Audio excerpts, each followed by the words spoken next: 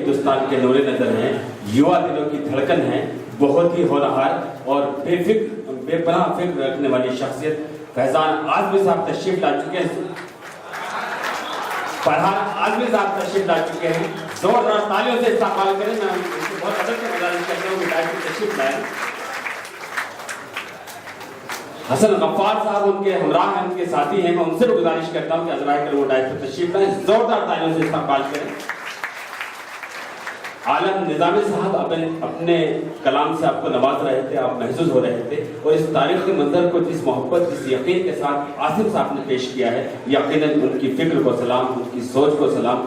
ہر لمحہ میں سمجھتا ہوں کہ اپنی زندگی کے بارے میں وہ کب آرام کرتے ہیں، کب سوتے ہیں، کب میں اکثر دیکھتا ہوں کہ ہر جگہ جہاں بھی انہیں بلایا جاتا ہے، 4-5 دن پہلے نوی ممبئی میں ایک جگہ وقت سے پہلے وہ موجود تھے، وہاں 5 لوگ نہیں تھے، لیکن اپنی حاضری اپنے وقت کے اتنے پابند ہیں، ان کی فکر کو سلام۔ آئیے دوستو، ایک اور عظیم شخص سے خطاب کے لیے میں ادب سے گزارش کرتا ہوں، سید مولانا اطہر صاحب سے گزارش کرتا ہوں کہ وہ آئے اور تاریخی روشنی میں ہمیں کچھ اور عطا کریں۔ بہت معتبر شخص ہے، تالیوں سے استقبال کریں سید اطہر صاحب۔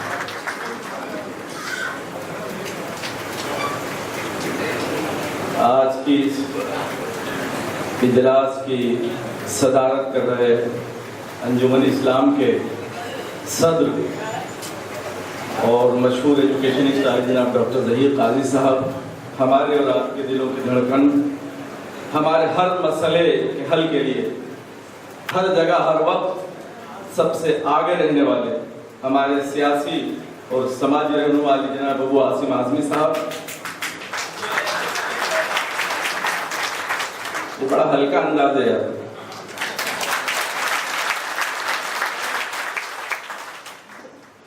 عبدالقادر بھائی، ہمارے مولانا فرحان بھائی، ناظم جلسہ جناب رئیس شیخ صاحب اور شعراء کرام، ابھی آپ نے بڑا اچھا نثر و نظم کا امتزاج ابو عاصم صاحب نے یہاں رکھوایا ہے، ایک تقریر پھر ایک شاعر، ایک تقریر پھر ایک شاعر۔ ابھی ہمارے شاعر نے آپ کے سامنے، آپ نے بڑی تالیاں بجائیں، انہوں نے عرفان اور ظہیر خان کا نام لیا، 2 شعبوں کا ذکر کیا انہوں نے، بیٹنگ اور بالنگ کا۔ کیپنگ کا میں کہہ دوں کہ کرمانی اور بہترین فیلڈنگ میں منصور علی خان دیا، کیا بھائی۔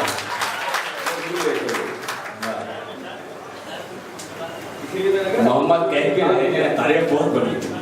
ہاں، شاعر نظامی صاحب، عالم نظامی صاحب۔ دوستوں اور بزرگوں، آج کا یہ جشن 68واں جشن آزادی ہمیں اور آپ سب کو مبارک اس لیے کہ اس آزادی کے حصول میں ہمارے آباء و اجداد، ہمارے پرکھوں کا خون گیا ہے۔ مبارک اس لیے کہ اس آزادی کو حاصل کرنے کے لیے ہمارے ہزاروں علماء نے اپنی گردنیں کٹوائی ہیں اور اپنے لہو سے اس آزادی کو سینچا ہے، اس وطن کو سینچا ہے اور اس آزادی کو حاصل کیا ہے۔ اور مبارکباد اس لیے بھی کہ سلطان ٹیپو رحمۃ اللہ علیہ سے علامہ فضل حق خیر آبادی تک 1857 اور علامہ فضل حق خیر آبادی سے لگا کر مولانا محمد علی جوہر اور مولانا محمد علی جوہر سے لگا کر مولانا عبدالکلام آزاد 1947 کے حصول آزادی تک، نہ جانے کتنے علماء نے، کتنے نوابوں نے، کتنے افراد نے، عوام نے اس دیش کو آزاد کرانے کے لیے فریڈم اسٹرگل میں اپنی جانیں قربان دی ہیں، اور اپنی جانوں کی قربانی اور آہوتی دینے کے بعد جو آزادی ہمیں حاصل ہوئی اور انگریزوں سے غلامی سے، انگریزوں کی غلامی سے جو ہم کو نجات ملی، اس کے لیے میں آپ کو مبارکباد دیتا ہوں۔ ابھی آپ نے مولانا عبدالرحمن صاحب سے بڑے تسلسل اور بڑے تواتر کے ساتھ تاریخ آزادی ہند کے تعلق سے سماعت کیا۔ ایک بہت اچھی بات انہوں نے کہی جو میں ہمیشہ کہتا ہوں کہ 1857 کا غدر کبھی زندگی میں آپ سمجھ لیجئے، کہیں بھی جب آپ 1857 کی جنگ کا بات کریں تو کہیں بھی بھول کر بھی آپ اسے غدر نہ کہیں۔ یہ نہ غدر تھا، نہ بغاوت تھی، یہ تحریک آزادی اور یہ انقلاب کا آغاز تھا. 1857 میں جو ہوا اور ہمارے علماء نے، ہمارے لوگوں نے، ہندو مسلمانوں نے، سب نے مل جل کر، جہاں ایک طرف اگر مہارانی لکشمی بائی اور تاتیا ٹوپے تھے تو دوسری طرف علامہ فضل خیر آبادی، مفتی صدر الدین آزردہ اور اس کے ساتھ ساتھ مفتی عنایت اور ایسے بہت سے لوگ جو ابھی آپ نے نام سنے، کچھ دانستہ کچھ نادانستہ فراموش کر دیے جاتے ہیں، وہ سب تھے. ایسا نہیں ہوا. یہ آزادی، وہ دیکھیے اس جنگ کو اور اس اسٹرگل کو 1800 سے 1857 تک، 1857 سے 1900 تک، 1900 سے 1935 تک اور 1935 سے 1947 تک 4-5 حصوں میں تقسیم کیا جا سکتا ہے. اور ہر حصے میں بڑی تعداد میں آزادی کے حصول کے لیے اگر جام شہادت نوش کیا ہے، اگر قربانی دی ہے جانوں کی، تو سب سے زیادہ بڑی تعداد میں سچی تاریخ گواہی مسلمانوں نے دی. شانہ بشانہ سب رہے، ہندو بھی رہے. 1857 سے 1900 تک تو آپ نے چند نام سنے، لیکن انفارچونیٹلی بہت ہی پلاننگ کے تحت، ایک کانسپریسی کے تحت کچھ مسلم بڑے بڑے ناموں کو غائب کر دیا گیا. آج جنگ آزادی کی جب بات ہوتی ہے، ہم سب بالکل سر آنکھوں سے اسے قبول کرتے ہیں، لیکن جب یہ بات ہوتی ہے تو اس میں ان تمام علماء کو اور ان تمام مسلم کہنا چاہیے کہ فرمانرواؤں کو بھلا دیا جاتا ہے جنہوں نے حصول آزادی کے لیے کوششیں کی اور جیل کی سلاخوں کے پیچھے گئے، ترک وطن کیا اور جانوں کی قربانی دی. صرف ایسا نہیں ہوا ہے کہ انہوں نے جانوں کی قربانی دی، جیل کی سلاخوں کے پیچھے گئے، انہوں نے ترک وطن کرنے پر مجبور ہوئے. مولانا نواب تفضل حسین خان صرف اس لیے انہوں نے ترک وطن کیے تھے، وہ نواب تھے، کہ ان کو جو ہے پکڑا جا رہا تھا، جیل کی سلاخوں کے پیچھے ان کو بھیجا جا رہا تھا، اور انہوں نے کہہ دیا تھا کہ اب میں ہندوستان میں اسی وقت آؤں گا جب مجھے آزادی مل جائے. مولانا محمد علی جوہر نے کہا تھا، یہ بھی ترک وطن کرتے گئے تھے، محمد علی برادران، انہوں نے بھی یہ کہا تھا کہ ہم آزاد ہندوستان ہی میں آئیں گے. اسی طرح سے میں علامہ فضل خیر آبادی کی بات کر رہا تھا. علامہ فضل خیر آبادی جن کو بہت آسانی کے ساتھ فراموش کر دیا گیا. سن 1797 میں انہوں نے خیر آباد میں جنم لیا، یہ وہاں پیدا ہوئے، اور اس کے بعد میں 1857 کا میں جب یہ دہلی آئے اور بہادر شاہ ظفر سے ان کی راہ و رسم ہوئی اور وہاں ان کا آنا جانا ہوا، اور بڑے بڑے شعراء ان کی قدر کرتے تھے اس زمانے میں، بڑے بڑے علماء ان کی قدر کرتے تھے اس زمانے میں. مولانا یعنی سر سید احمد خان نے ان کی تعریف لکھی، ان کی تعریف کی ہے سر سید احمد خان ایسی قابل شخصیت نے. اس وقت مولانا فضل خیر آبادی نے مفتی صدر الدین آزردہ، مفتی عنایت اور دوسرے لوگوں کے ساتھ مل کر دہلی کی جامع مسجد سے کے ممبر سے ایک تاریخی انقلابی بیان دیا تھا، فتویٰ دیا تھا انہوں نے کہ انگریزوں کے خلاف جہاد لازم ہے. یہ جہاد جس کو آج کی میڈیا، یہ جہاد جس کو آج کی جو ہے متعصب جماعتیں، یہ جہاد جس کو آج کے متعصب افراد لو جہاد اور یہ جہاد اور وہ جہاد کہہ کر بدنام کرتے ہیں اور اس جہاد کے تقدس کو پامال کرتے ہیں، یہ وہ جہاد تھا کہ جب مفتی صدر الدین آزردہ کی حمایت سے مولانا علامہ فضل خیر آبادی نے اور ہمارے دیگر علماء نے، جن کا ابھی ذکر یہاں ہوا، ان سبوں نے مل کر ایک آواز میں انگریزوں کو نکال پھینکنے کے لیے جو فتویٰ دیا تھا اور جو جہاد کی آواز بلند کی تھی، وہ جہاد تھا. یہ وہ جہاد ہے. ہم اس فتوے کو بدنام کرتے ہیں. فتویٰ دیا تھا اور جہاد کا اعلان کیا تھا. آپ بتائیے، میں ان انصاف پسند لوگوں سے پوچھتا ہوں جنہوں نے جنگ آزادی کی تاریخ کو پڑھا ہے، کیا وہ فتویٰ اور یہ جہاد مقدس نہیں ہے؟ آج ہم بہت آسانی سے فتویٰ اور جہاد پر کریٹیسائز کرتے ہیں، اس لیے کہ ہم اسے یا تو جانتے نہیں یا جاننے کی کوشش نہیں کرتے، یا جان بوجھ کر بھی ہم اسے بدنام کرنا چاہتے ہیں. لیکن دوستوں، بڑی طویل تاریخ ہے 1800 سے 1857 تک، اور 1857 اور علامہ فضل خیر آبادی کی میں ایک بات آپ کو بتاؤں کہ اس فتوے کے بعد 1859 میں جب ان کو انڈمان نکوبار جسے ہم کالا پانی کہتے ہیں وہاں بھیج دیا گیا، تو ان کا یہ عالم تھا کہ اتنی بڑی شخصیت ان سے غلاظت کا ٹوکرا اٹھایا جاتا. غلاظت کا ٹوکرا، آپ جو لوگ ہمارے پرانے لوگ ہیں وہ جانتے ہیں، پہلے ٹوکروں میں غلاظت لا کر وہ پھینکی جاتی تھی، ان سے اٹھوایا جاتا تھا. پھر اس کے بعد میں 1861 میں یہ ہوا کہ ان کو 1861 میں ان کو جو ہے پروانہ ملا آزادی کا، وہاں سے جیل سے آزادی کا. ان کے بیٹے مولانا شمس الحق جب وہاں پہنچے تو دیکھتے ہیں کہ ایک جنازہ جا رہا ہے. انہوں نے پوچھا کہ یہ جنازہ کس کا ہے؟ تو کہا گیا کہ علامہ فضل خیرآبادی کا. اس کے بعد عبدالحق اور شمس الحق کے دو بھائی تھے، یہ اتنے کہنا چاہیے غمناک ہوئے، اتنا افسردہ خاطر ہوئے، انہوں نے اعلان کر دیا کہ میری موت کے بعد جب آزادی مل جائے تو خدا نے میری قبر پر آ کر بتا دینا مجھے کہ آزادی مل گئی. ایسے ایسے جانباز لوگ تھے. کس کس کا نام آپ لیں گے، کس کس کے بارے میں کہیں گے؟ ایک روایت تو یہ ہے جیسا ابھی مولانا بتا رہے تھے کہ دہلی سے لاہور تک 1857 میں انہوں نے کہا نا کہ پوری سڑکیں جو ہے لال ہو گئی تھی خون سے. تو 1857 کے اسی واقعے کا بتا رہا ہوں کہ دہلی سے لاہور تک بتایا جاتا ہے ایک روایت کے مطابق کہ 50,000 علماء کی لاشیں جو ہے درختوں پر، 50,000 تو نہیں، کل ملا کے 50,000 بتاتے ہیں، لیکن علماء کی لاشیں درختوں پر لٹکا دی گئی تھی. دہلی سے لاہور کتنی لمبی مسافت ہے. تو یہ سب قربانیاں دی ہیں. ان سب قربانیوں کے بعد دیش آزاد ہوا ہے. پھر جب ہم قریب آئے تو ریشمی رومال تحریک، اس کے بعد نمک ستیہ گرہ، ڈانڈی مارچ، نان کوپریشن موومنٹ، بہت ساری باتیں شروع ہوئی اور ہم دھیرے دھیرے کامیاب ہوتے گئے. اور جو یہ کہا جاتا ہے کہ ہم نے ایک خون کی بوند بہائے بغیر آزادی حاصل کی ہے، تو یہ آزادی کے حصول کے چوتھے دور کی بات ہے. 3 دور تک تو اتنا خون بہا ہے کہ جس کے تصور آپ نہیں کر سکتے. یہ تو وہ دور ہے جب پک گیا تھا سب، اور انگریز بھی پک گئے تھے اس بات سے کبھی آزادی دینا ہی ہے. اور اس کے بعد میں پھر جو ہے گاندھی جی آئے میدان میں، مولانا ابوالکلام آئے اور پنڈت جواہر لال نہرو آئے اور بھی لوگ. لیکن ان تمام تحریکوں میں بھی وہ لوگ نہیں تھے، ایک فرد نہیں تھا ان کا جو آج بات کرتے ہیں 1937 میں جو جماعت قائم ہوئی ہے، جو آج آزادی کی بات کرتے ہیں، جو آج دیش کی بات کرتے ہیں اور دیش کی اکھنڈتا اور دیش کے سمان کی بات کرتے ہیں. تاریخ اٹھا کے دیکھ لیجئے تو ان لوگوں میں سے ان کے آباء و اجداد میں سے ایک بھی موجود نہیں تھا. آپ دیکھ لیجئے تاریخ، اگر آپ کو تاریخ کا کچھ ذوق ہے. لیکن اس کے بعد پھر دیش آزاد ہوا اور سبھی نے مل کر، ہندوؤں نے کیا، مسلمانوں نے کیا، گاندھی جی نے کہا اور ابوالکلام آزاد نے کہا، نہرو جی نے کہا اور دوسرے لوگوں نے کیا، دیش کو آزاد کیا. اور انفارچونیٹلی 2 حصے ہوئے. ہم لوگوں نے، ہمارے ماں باپ نے، ہمارے آباء و اجداد نے، ہمارے انسیسٹرز نے اس بات کا فیصلہ کیا کہ ہم نے یہیں جنم لیا، ہم اسی مٹی میں بنے ہوئے اور ہم اسی مٹی میں دفن ہوں گے. لڑیں گے بھی یہیں، مریں گے بھی یہیں. اور ہم کو اگر دفن ہوتا یہیں دفن ہوگا. ہم کو کسی پاکستانی کی ضرورت نہیں ہے.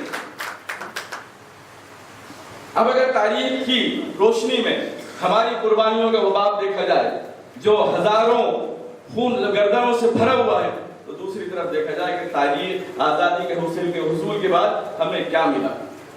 جب آزاد ہوا ہندوستان تو ولبھ بھائی پٹیل نے کہا تھا کہ مت جاؤ پاکستان، ہم تمہیں بہت کچھ دیں گے، ہم ہندوستان میں رہنے والے مسلمانوں کو بہت دیں گے. کیا دیا، کیا ملا ہمیں ولبھ بھائی پٹیل کے اس کہنے کے بعد؟ سینکڑوں فسادات، ہماری نہ جانے کتنی ماہوں اور بہنوں کی عزت، اور ہماری اسمال اسکیل انڈسٹریز کی تباہی، ہمارے چھوٹے چھوٹے کاروباروں کی بربادی. اور اس کے بعد بابری مسجد کی شہادت. بابری مسجد کی شہادت ہندوستان کی تاریخ میں ایک سیاہ باب کا اضافہ ہے. ہندوستان کے سیکولرزم پر ایک بدنما داغ ہے. اور بابری مسجد کی شہادت نے پوری دنیا میں اس ناانصافی پر، پوری دنیا میں جو ہے ہمارے ملک کو داغدار اور بدنام کیا ہے. یہ کوئی معمولی حادثہ نہیں تھا. اس کے بعد میں یہاں پر فسادات ہوئے. 92 میں پورے انڈیا میں فسادات ہوئے اور 93 میں پورے ہندوستان میں فسادات ہوئے.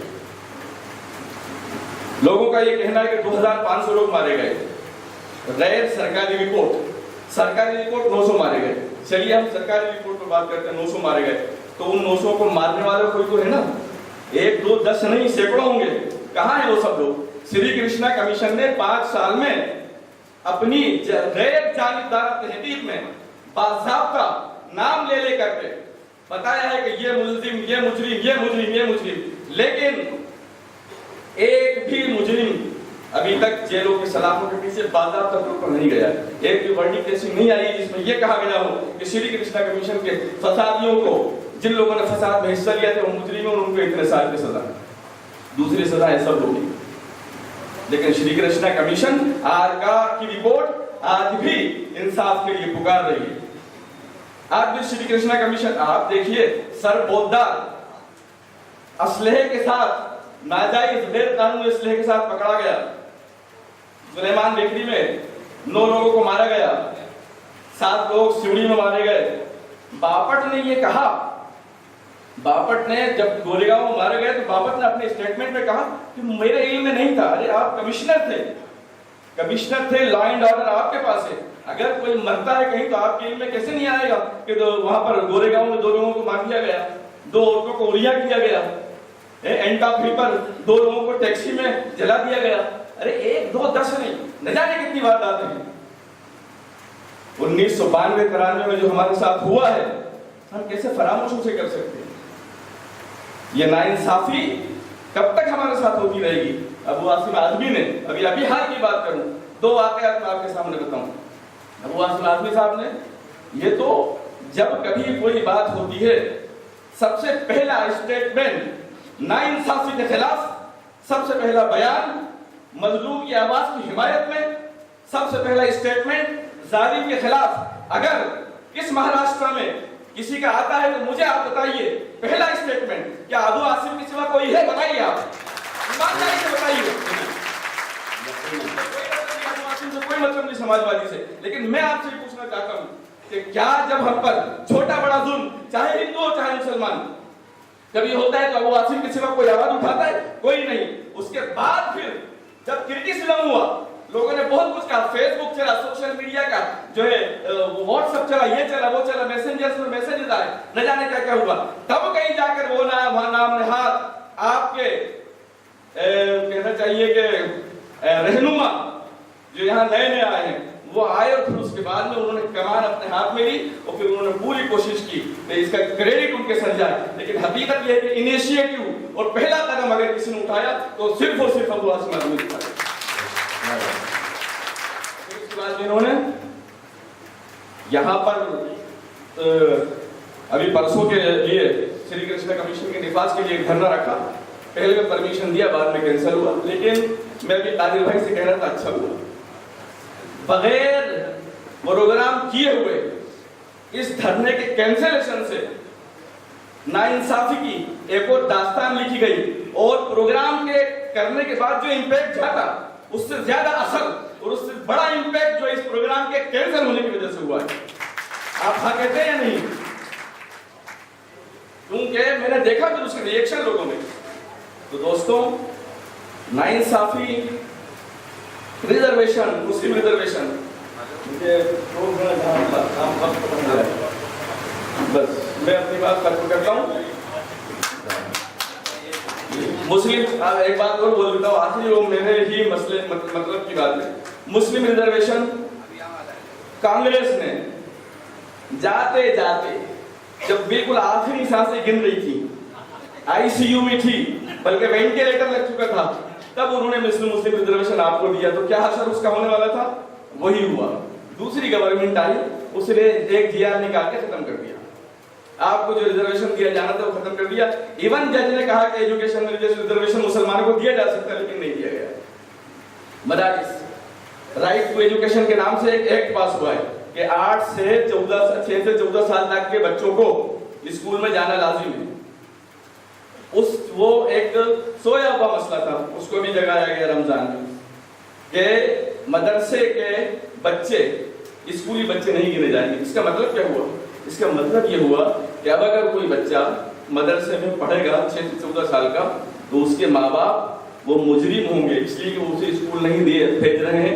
इसलिए कि नए एक्ट के मुताबिक 6 से 14 साल का अगर कोई बच्चा स्कूल नहीं जाता है तो उसके माँ बाप मुजरिम हैं और इवन उसके माँ बाप को जेल के सलाखों के पीछे भी भेजा जा सकता है। लेकिन इसके साथ साथ हमारा जो कॉन्स्टिट्यूशन है, इंडिया कॉन्स्टिट्यूशन ऑफ इंडिया, जो बाबा साहब अम्बेडकर की सदारत में बनाया गया है, उसमें आर्टिकल 29-30 में हमें इस बात का हक दिया गया है, हमें राइट है, हमें अधिकार है इस बात का कि हम माइनॉरिटीज अपनी इंस्टीट्यूशंस खोलें, माइनॉरिटीज अपने कल्चर को फरेब करें, مائنرٹیز اپنے مذہب کو فروغ دیں, مائنرٹیز اپنے مدارس کھولیں, ہمیں پورا حق ہے. تو اگر میں یہ پوچھنا چاہتا ہوں کہ اگر یہ وائلیشن ہے اس ایکٹ کا, ان بچوں کو مدرسوں میں پڑھانا, تو 2930 میں جو ہم کو رائٹ دیا گیا ہے اس سے ہمیں روکنا یہ وائلیشن ہے کہ نہیں ہے؟ تو ہم کیا کریں؟ کانگریس نے ایک کام اور کیا تھا, ایک انہوں نے بنایا تھا یہ, اور اس کے بعد رائٹ ایجوکیشن میں جب ہم لوگ گئے تھے پرسنل لا بورڈ کی طرف سے, تو کپل سبل صاحب نے ایک جی آر نکال دیا تھا کہ مسلم مدارس 4% مدارس ان کو ایگزمپشن دیا جاتا ہے. اس کے بعد ان کی حکومت ختم ہوئی, جی آر ردی کی ٹوکری میں گیا, بات ختم ہو گئی.